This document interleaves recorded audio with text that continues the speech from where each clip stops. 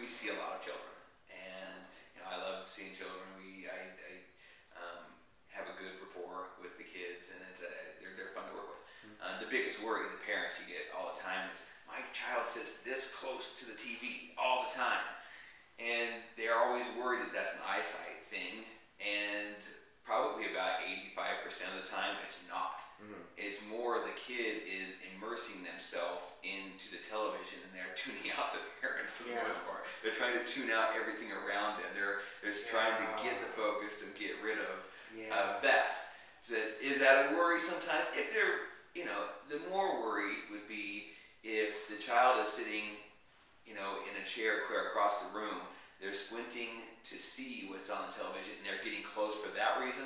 That's different as opposed to plopping themselves in front of it and trying to immerse themselves in it. Well, and from what I've seen, if there's more than one kid, this starts to happen. Yep. They start moving forward in front of each other. They're trying to get whoever in front of the other one, and that's common. Yeah, I would imagine. And then, is there any risk of being too close to the television damaging the eye? I know some parents think of it that way.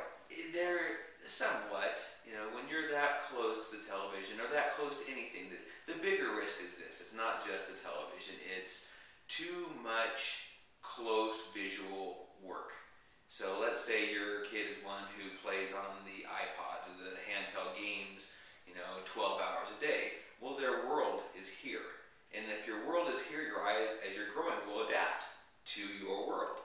And if it's adapting to here, it'll be, it makes you more nearsighted. So as you become more nearsighted means you can see better close than you can far away. And the eyes will make themselves see better up close as opposed to far away. And it'll be a detriment to the distance vision. That's where, majority of kids' issues are nearsightedness, and it's for, that reason. A lot of it's genetics.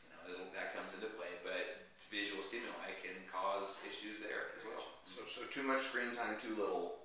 Right. You're going to wind up needing glasses to see the chalkboard. Yep, exactly. And what we always recommend is that any kid who's playing games, they need breaks. Obviously, I don't think it's good to be on the video games too long anyway. But visually, it's good to have a visual relaxing break, even if they're not getting up, which they should be. Let them look at something, a good 20 feet or further away. 20 feet and further is considered infinity in our terminology. And so looking at something, look out the window, let the eyes refocus at a distance, and then go back again. Give it a break. Let the visual system, because inside the eye you have a lens that focuses from far to close, and the muscles that are holding it can become strained, and that can actually lock onto close, and then you can't see far away until the muscles learn to relax again. So. Gotcha. And so if someone says, well, I don't play the small game, I'm playing on an 87-inch screen on whatever my system of choice might be. Sure.